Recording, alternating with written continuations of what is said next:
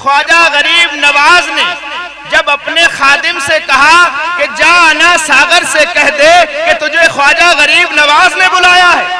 अरे जरा देखो तो कि अना सागर का पानी कितना है, कितने कतरे होंगे पानी के, और कासा कितना बड़ा है, जरा सा कासा। कहा खादिम ने जाकर कि अना सागर तुझे ख्वाजा पिया ने बुलाया है। सारे का सारा अना सागर का पानी जरा से कासे में आ गया। कहा कि अना सागर तुझे ख्वाजा पिया ने बुलाया है। अना सागर ने एक बार भी नहीं सोचा कि मैं कैसे आ सकता हूं इसमें, जरा सा कासा है और मैं इतना बड़ा तालाब हूं, कासे में कैसे आ जाऊंगा। जरा से कासे में अना सागर का समा जाना।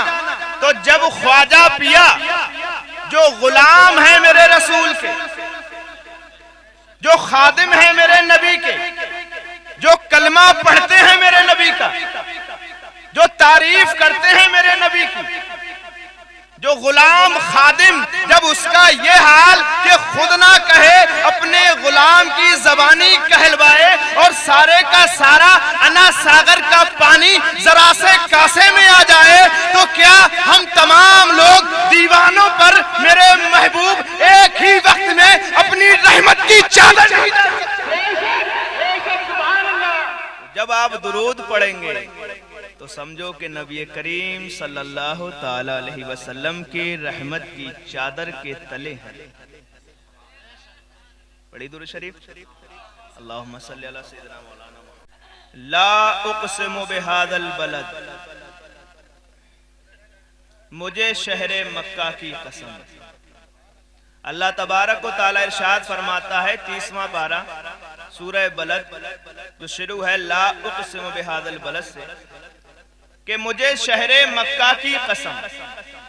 ऐ खालिक़े कायनात, तूने इस रेगजार पथरीली जमीन की कसम याद क्यों फरमाई? तो हिंदुस्तान की जमीन की कसम खा लेता। यहाँ की जमीन बड़ी खुशगवार जमीन है, बड़ी अच्छी अच्छी खेतियां होती हैं, बड़े अच्छे अच्छे बागात होते हैं, मगर नहीं, ऐ खालिक़े कायनात मक्का की सरजमीन की ही कसम क्यों याद फरमाई? क्या इसलिए कि यहाँ खाने काबा है?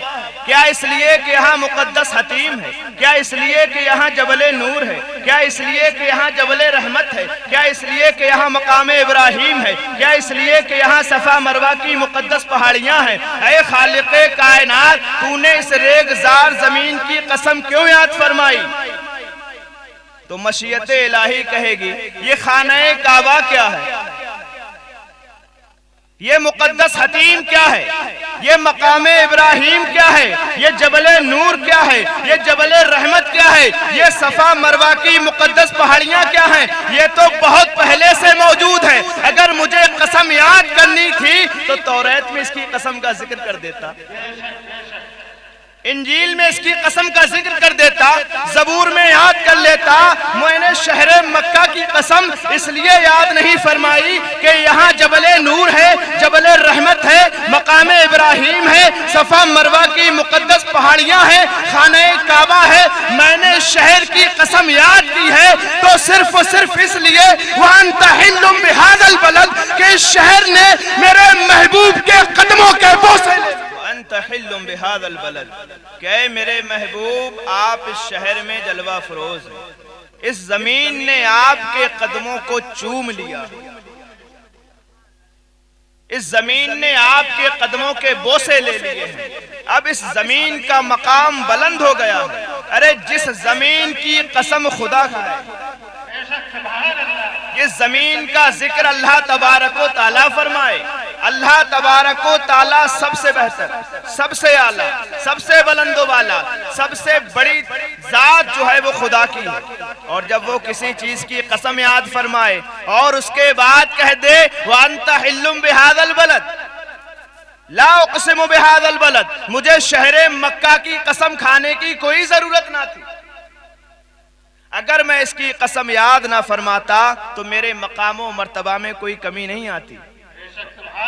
मैं तो हमेशा से बुलंद हूँ, हमेशा बुलंद रहूंगा, मेरे मकामो मर्तबा में कोई कमी नहीं आती। लेकिन ऐ मेरे महबूब, और जिस जमीन ने तेरे कदमों के बोसे ले लिए हैं उस जमीन पर रहने वाले लोगों को पता चल जाए कि मोहम्मद की जात क्या है, मोहम्मद का मकाम क्या है, क्या जात है, क्या हस्ती है। क्या है मेरे महबूब, जिस जगह तू कदम रख दे वो जगह इतनी बुलंद हो जाती है कि मैं उसकी कसमें खाया करता हूं।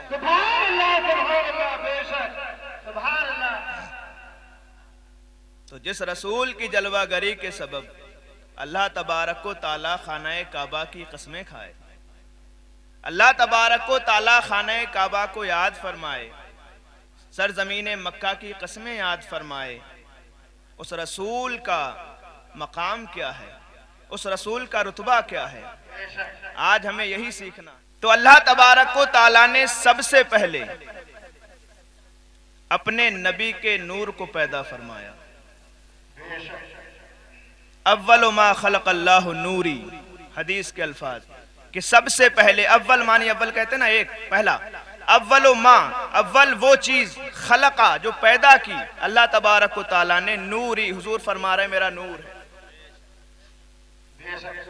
दूसरी हदीस अव्वल मा खलक़ल्लाहुल कलम कि पहली वो चीज जिसे अल्लाह ने पैदा किया वो कलम है, वो कलम है। अब भाई दोनों हदीसों में टकराव हो गया, हुआ कि नहीं हुआ, समझ में आ रही बात। पहली बात पहली में है कि जो है मेरे नूर को पैदा किया, दूसरी हदीस में है कि मेरे नूर को पैदा नहीं बल्कि कलम को पैदा किया सबसे पहले। अब दोनों हदीसों में टकराव, तत्बीक की सूरत क्या है। तो देखिए जो हदीस पहली है अव्वलो मा खलक़ल्लाहु नूरी, वहीं पर खत्म। दूसरी जो हदीस है अव्वलो मा खलक़ल्लाहुल कलम कि अल्लाह ने सबसे पहले कलम को पैदा किया, उसमें आगे अल्फाज हैं कतबा, उसने लिख दिया, उस कलम ने लिख दिया, मां जो काना हो चुका, उस कलम ने लिख दिया जो हो चुका, वमा यकून और जो कयामत तक होगा। अब देखिए पहली वाली मेरे नूर को पैदा किया सबसे पहले, दूसरी में कि मेरे नूर को नहीं बल्कि कलम को पैदा किया और कलम ने लिख दिया, और कलम ने लिख दिया मां काना जो हो चुका। अब आप खुदा के लिए कहोगे कि खुदा हो चुका, भाई खुदा के लिए कहोगे कि खुदा हो चुका, माज़ अल्लाह कैसे कह सकते हो, खुदा तो हमेशा से हमेशा रहेगा। मां काना जो हो चुका वो क्या है, जो कलम से पहले हुआ है वो हुआ क्या है। मां काना जिसको लिख दिया है कलम ने और जो हो चुका है वो क्या है। देखिए सबसे पहले खालिक़े कायनात ने अपने नबी के नूर को पैदा किया, मां काना, और उस चीज को कलम ने लिख दिया। कलम को किसके सदक़े में पैदा किया, मोहम्मद मुस्तफा के नूर के सदक़े। तो जो कलम को मोहम्मद मुस्तफा के नूर के सदक़े में पैदा किया तो कलम ने लिख दिया।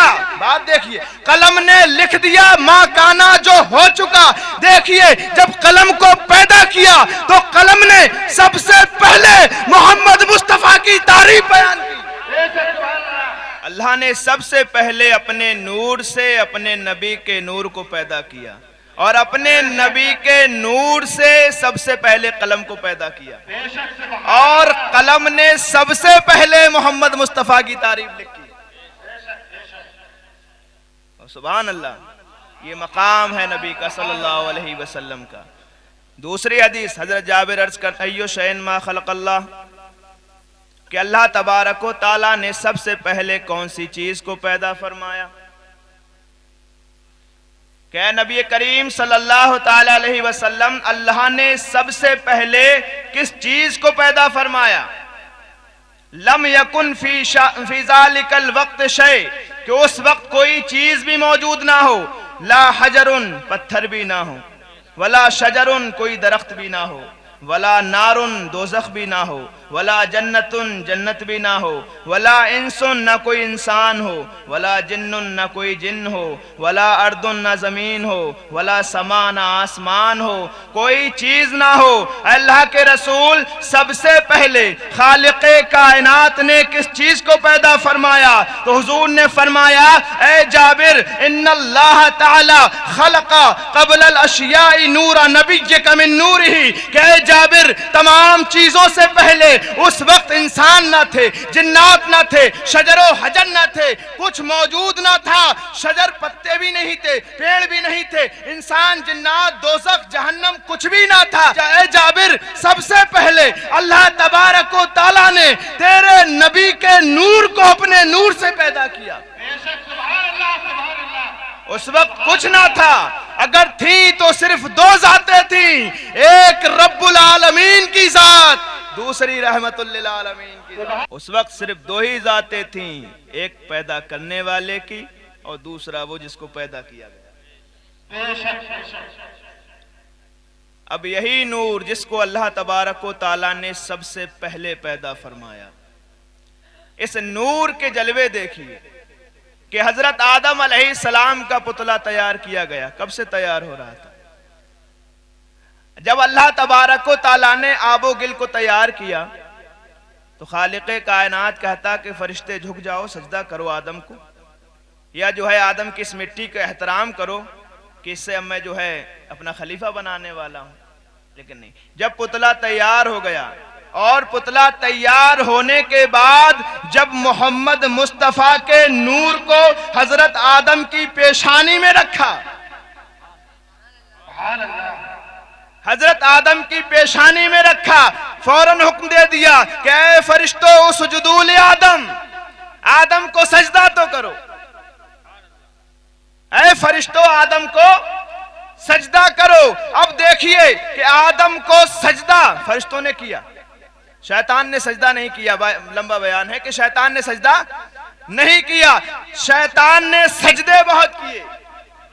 अगर उसके सजदे इकट्ठे किए जाएं तो ये सारी जमीन कम पड़ जाए। हर आसमान पर उसने इबादत की, सातों आसमान पर इबादत की, जमीन पर इबादत की, बड़ी इबादतें की। लेकिन सवाल यह है कि शैतान तूने इबादत क्यों की? जिब्राइल से जब अल्लाह तबारक व तआला ने कहा कि ऐ जिब्राइल, अगर मुझे मोहम्मद मुस्तफ़ा की शानो शौकत दिखाना मकसूद ना होती तो मैं तुझे भी पैदा ना करता। तो शैतान जो था उसने जो सजदे किए वो मकसद यही था कि मोहम्मद मुस्तफ़ा का नूर मुझे मिल जाए। और जब आदम की पेशानी में वो नूर डाला गया, उस वक्त शैतान को वो नूर नजर नहीं आया। अगर शैतान उस नूर को देख लेता तो सजदे से इनकार नहीं करता कि जिस नूर की जुस्तजू में वो कहां कहां ना गया, जिस नूर की तलाश में उसने जमीन में सजदे किए, आसमान में सजदे किए, इबादतें की, लेकिन आदम की पेशानी में वो नूर ना देख सका।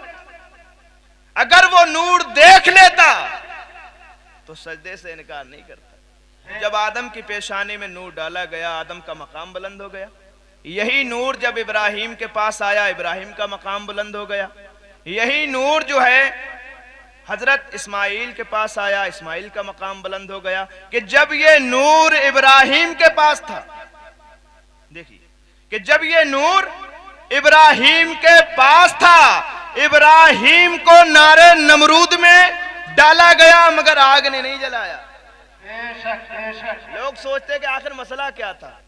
वहां मसला जो था वो नूर मोहम्मद मुस्तफा का था। सुभान अल्लाह, सुभान अल्लाह। और यही नूर मुंतकिल होकर इस्माइल के पास आया।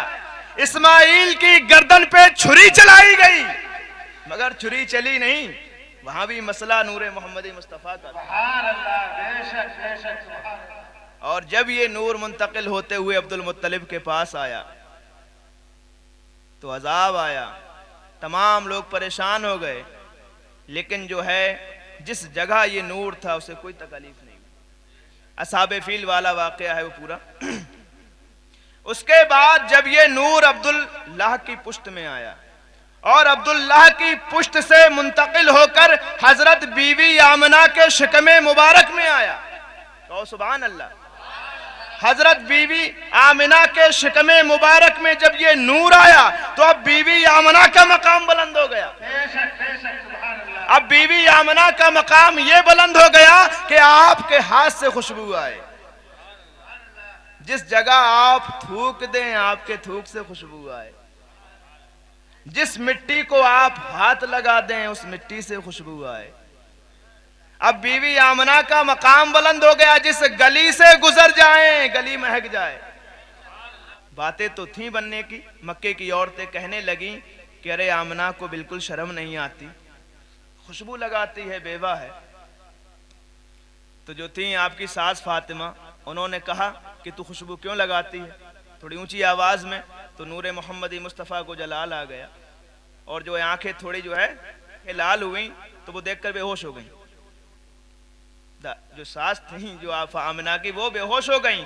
उसके बाद जब होश आया तो कुछ कहने की हिम्मत ना हुई। अब्दुल मुत्तलिब के पास गई, कहा कि ऐसा है मक्के की औरतें बातें करती हैं कि आमिना खुशबू लगाया करती है, आमिना खुशबू लगाया करती। कहा तुमने पूछा नहीं? कहा मैंने पूछा मगर उसकी आंखें देखकर अब मेरी हिम्मत नहीं दोबारा पूछने की। तो कहा कि भाई चलो मैं पूछता हूं। अब अब्दुल मुत्तलिब आए और कहा कि बेटा क्या मसला है, जो सच बात है तू बता दे, फिर मैं जानूं या ये मक्के की औरतें जाने। अब तो मसला मेरा क्यों, आप जो सरदार थे कौम के, कबीले के भी सरदार थे और मक्के के भी सरदार थे, तो कहा कि अब मैं जानूं या ये मक्के की औरतें जाने, तू जो मसला है वो बता दे। कहा अब्बा जान यहीं ठहरे रहना।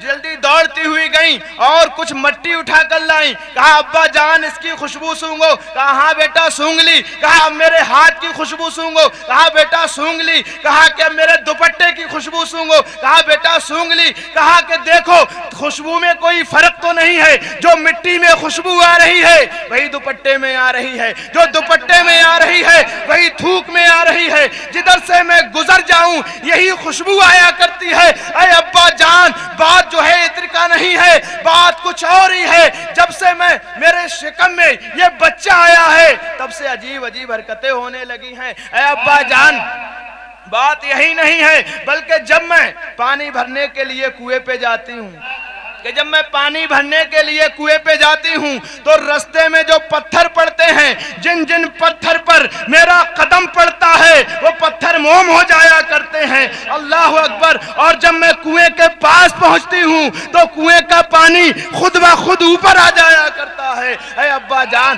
बात यहीं तक नहीं ठहरती है कि कुएं का पानी ऊपर आ जाता है, और जब मैं चलने लगती हूँ तो यही मक्के की औरतें मेरा हाथ पकड़कर रोक लेती हैं, कहती हैं आमना अभी मत जाना, अगर तू चली गई तो पानी भी नीचे चला जाएगा।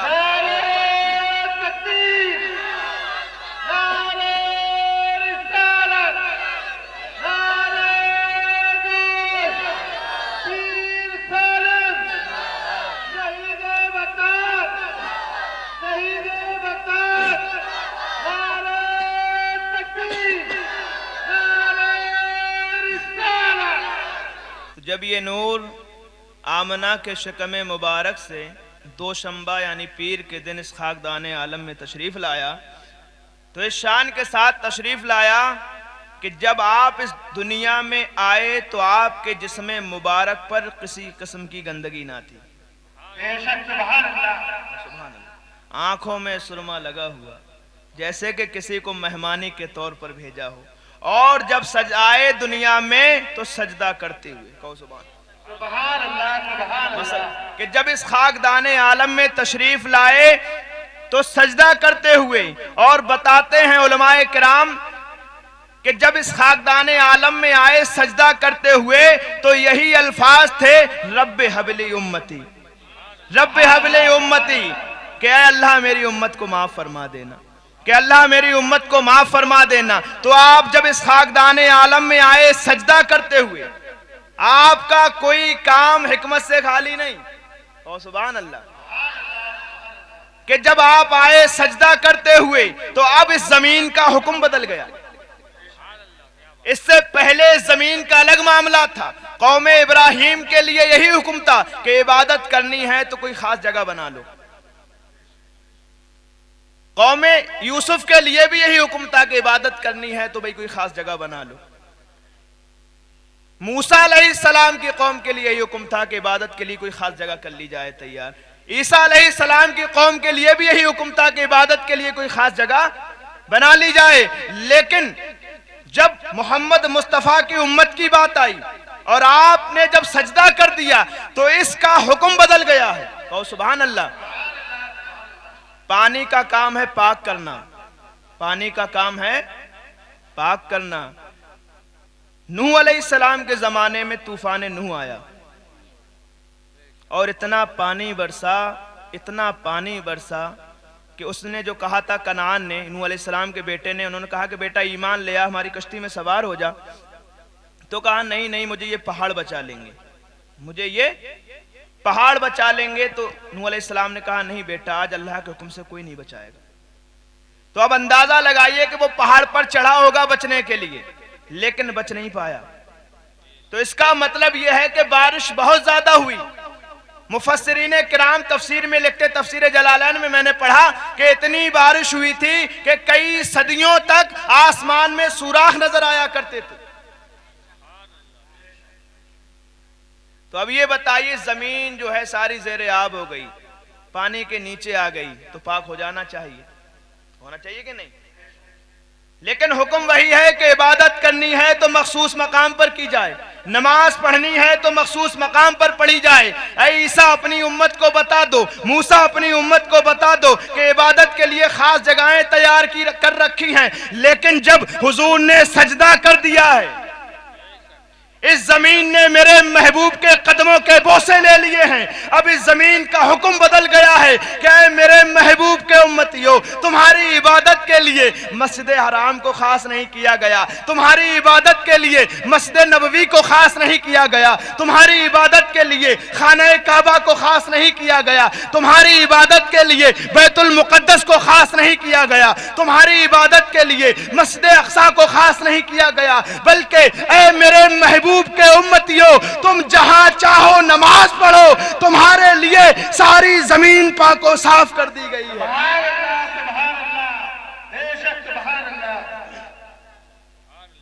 तुम्हारे लिए सारी जमीन पाक और साफ कर दी गई है। कैसे हो गई पाक और साफ? आपके कदमों के बोसे ले लिए जमीन ने, आपने अपनी पेशानी लगा दी। और जब कदमों के बोसे ले लिए, कि जिस जमीन ने कदमों के बोसे लिए उस जमीन की खुदा ने कसम याद फरमाई, और जिस जमीन ने कदमों के बोसे ना लिए बल्कि सारी जमीन जो है उसके तहत आ गई, अब उस जमीन का भी मकाम बुलंद हो गया। उसका मकाम यह बुलंद हो गया कि सारी जमीन को पाक और साफ कर दिया गया इबादत के लिए। जब नूर इस खाकदान आलम में आ गया, आने के बाद तो जिन जिन लोगों ने नूर को देखा तो वो कहते हुए नजर आए, व अहसन मिन कलम तरक़त ऐनी व अजमल मिन कलम तलिदिन निसा खुलिक़त मुबर्रअम मिन कुल्लि ऐब कान्नका क़द खुलिक़त कमा तशा। हजरत हसन कहते हैं कि अल्लाह के रसूल, व अहसन मिन का, आपसे ज्यादा हसीनो जमील मेरी आंख ने आज तक देखा ही नहीं। अजमल मिन कलम तलिदिन निसा, और आज तक इतना हसीनो जमील बच्चा किसी माँ ने जना ही नहीं। खुलिक़ता मुबर्रअम मिन कुल्लि ऐब, आप तो हर ऐब से पाक पैदा किए गए। कान्नका क़द खुलिक़ता कमा तशा, आप तो ऐसे पैदा किए गए जैसे कि आप चाहते थे। आप अपनी मर्जी के मुताबिक इस खाकदान आलम में तशरीफ लाए।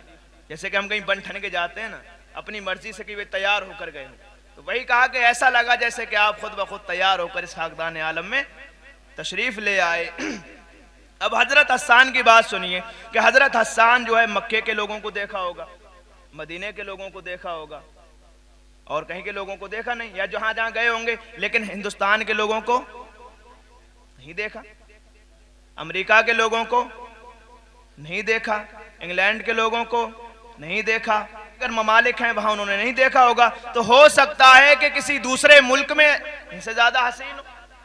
ये ख्याल आ सकता है कि भाई हसन ने जिन लोगों को देखा है उनमें कोई हसीन ना हो, और जगह पर जो है लोग उनसे ज्यादा हसीन हो।